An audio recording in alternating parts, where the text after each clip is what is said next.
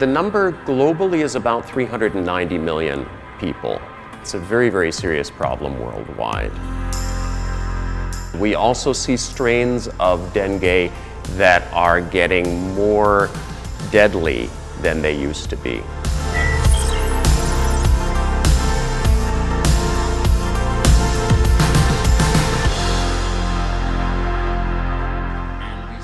The projects we have right now is to use high-resolution imagery to detect dengue vector breeding sites. Dengue is spread by primarily two mosquitoes, the Aedes aegypti and Aedes albopictus. Now these mosquitoes need to breed. So the way that dengue works is that the mosquito is infected, it bites a human, the human becomes infected, the human then infects the mosquito. The number of this type of mosquito is very important. If you don't have any of them, you won't have any dengue. If you have a lot, you have a high potential to have dengue. And these mosquitoes, it turns out, breed in small containers. So they've adapted to human habitats.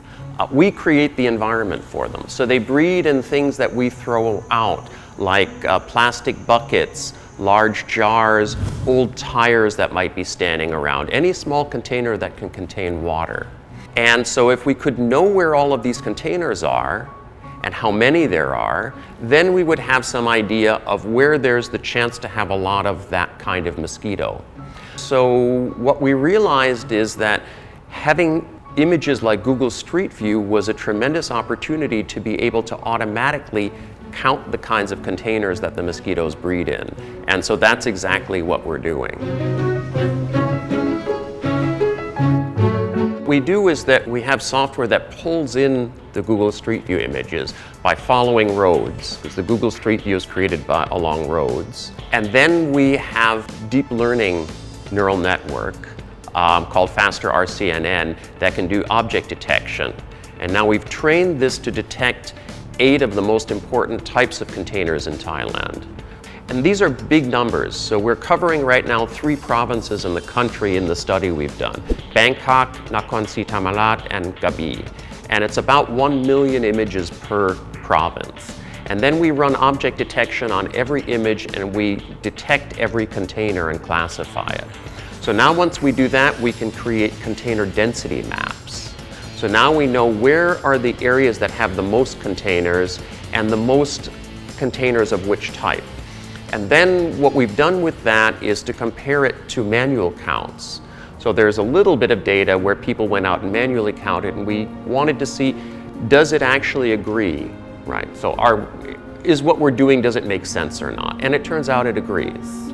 And then we said, okay, let's compare it to the number of mosquitoes. So what's important is that not that we can just count containers, but it's actually related to the number of mosquitoes. So we got manually collected data on larval surveys. So larval surveys, you have teams go out and they look for containers and they check if they have mosquito larvae in them, and they count that.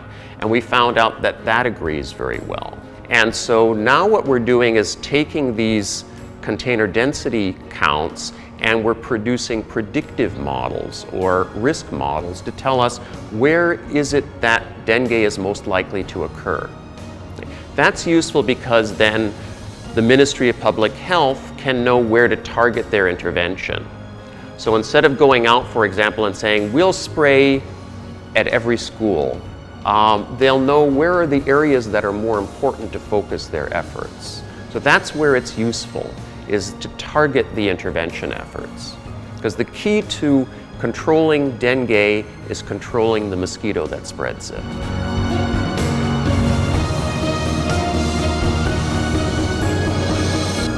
I think the potential impact is very large because dengue is a global problem.